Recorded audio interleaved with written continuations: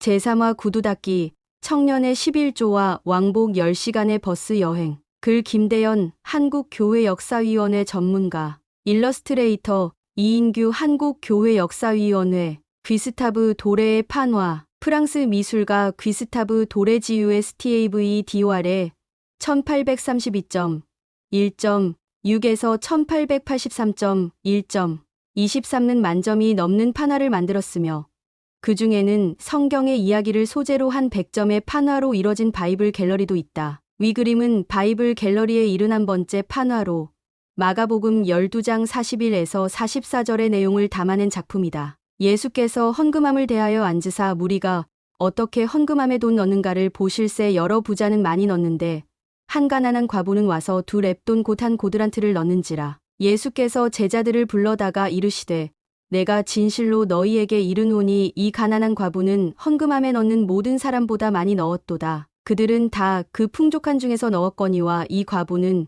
그 가난한 중에서 자기의 모든 소유 곧 생활비 전부를 넣었느니라 하시니라. 이 구절을 소재로 한 예술 작품의 수가 적지 않지만 그 구성이 창작자의 해석에 따라 차이가 있고 당연히 같은 작품을 보더라도 보는 이마다 느낌도 제각기 다를 것이다. 도레의 판화에서 과부는 고민이 있는 듯 아니면 무엇인가를 간절히 기원하는 듯 고개를 숙이고 남의 이목이 부담스러운 것 같은 모습을 하고 있다. 그러면서 조용히 본인에게는 요긴하게 쓰일 수 있는 적은 금액의 돈을 헌금함에 넣고 있다. 어쩌면 다른 헌금함과 달리 자신의 적은 돈을 남몰래 넣을 수 있을 것 같아 구석에 위치한 헌금함을 일부러 찾았을 수도 있다. 벽과 자신 몸 사이에 한 규빗 남짓한 거리가 그녀에게 편안함을 주었을지도 모른다. 그 뒤로 한 계단 위에서 이 모습을 보던 여러 부자 중 맨 앞의 사람은 자신의 우월함을 보이려는 것인지 허리를 뒤로 젖히고 있고 다른 한 사람은 애써 외면하려고 고개를 돌리고 있다. 조금 더 멀리서 네 계단 뒤에서는 주님이 과부를 가리키시며 여러 제자에게 과부가 낸 헌금의 의미를 가르치고 계시다. 교회 역사 도서관에 소장된 구술 역사에는 한 개척자 회원의 이런 역사가 있다. 60년 전의 헌금 영수증. 위 사진은 61년 전인 1959년에 발행된 11조 영수증으로 몇 가지 역사적 정보를 제공해준다. 날짜 1959년 3월 15일. 위에 일본에서 쓰던 쇼와자오허 연호가 보인다. 조직 이름 한국지방부 코리안 디스트릭트. 부산 지부 퓨전 브랜치. 금액 312엔. 애인 일본 화폐 표시. 헌금 종류 11조. 금식 헌금. 복지 헌금. 전도 자금. 유지 자금. 영수자 관리 장로 또는 지부 회장 니오 이. 김버.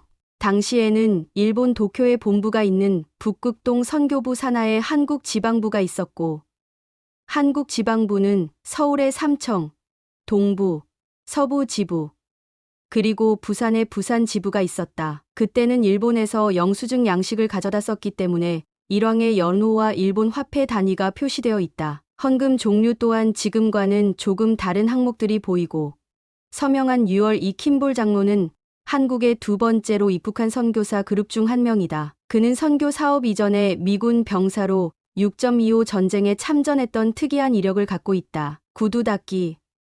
그리고 그리스도의 제자가 가는 길. 이 구겨진 영수증에는 한 개척자의 남모르는 사연이 들어있다. 헌금을 한 황효연 형제는 1939년에 일본에서 태어났다. 해방 후 그는 부모와 함께 배를 타고 대한해협을 건널 때 배가 침몰할 위기에 빠지자 승객들이 무게를 줄이느라 소중한 짐들을 바다에 버리며 우는 모습도 보았다고 한다. 전쟁 후 그는 어린 나이에 먹고 살기 위해 남의 집에서 품을 팔며 살기도 하다가 마산에서 구두 닦기를 시작했는데 텃세 때문에 구타도 여러 차례 당했다고 한다. 황 형제는 학교에 다닌 적이 없어서 한글도 경찰서에서 치안 유지 차원에서 길거리 청소년에게 글을 가르치는 프로그램을 통해 겨우 깨우쳤다. 그러다 1958년에 그는 단골 손님이던 군인이 건넨 한마디, 즉 교회에 다니느냐는 질문이 계기가 되어 군부대에서 열리는 성찬식에 참석하게 된다. 황 형제는 반년 넘게 교리를 공부한 후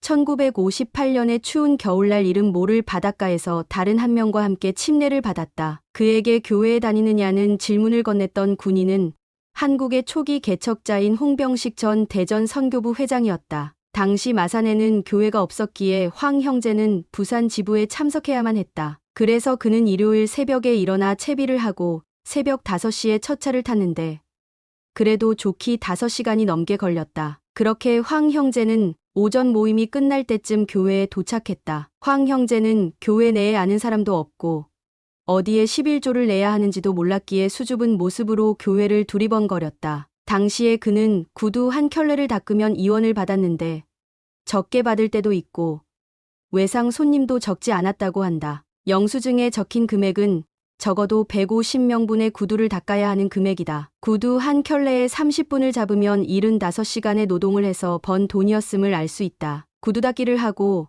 한때는 선교사 숙소에서 요리사로 일하기도 하고 결혼해서 5 자녀를 키우며 노점상을 하면서도 그는 11조의 법을 충실히 지켰다. 그는 일부러 어린 자녀들 앞에서 11조 낼 돈을 따로 떼어놓기도 했다고 한다. 어려운 살림에도 왜 그렇게 11조의 법을 지켰느냐는 우문에 그는 이렇게 답했다. 말라기 4장에 보면 11조에 대한 희망적인 말씀이 적혀 있습니다. 그래서 11조를 내야 내가 하나님께 증인을 할 수 있잖아요. 배워도 행위가 없는 믿음은 죽은 것이나 마찬가지입니다. 이제 80해가 넘은 인생을 되돌아볼 때 말라기에 나오는 그런 넘치는 축복이 있었느냐는 또 다른 우문에 그는 단호히 말했다. 나 같은 약간의 시각장애인이 남에게 구애받지 않고 5 자녀를 키우고 7 식구가 먹고 살았는데 그것만 해도 나는 충분한 축복을 받았습니다. 성역을 행하는 즐거움. 선교사들이 부산에 이어 마산에 파견되고 그들이 진해를 오가며 구도자들이 생기고 침례를 받게 되자 마산에 있는 황 형제의 집이 상당 기간 예배 장소로 쓰였다. 당시 선교부 회장인 브라운 회장이 지방부 대회를 앞두고 황 형제를 불렀다. 11조의 법,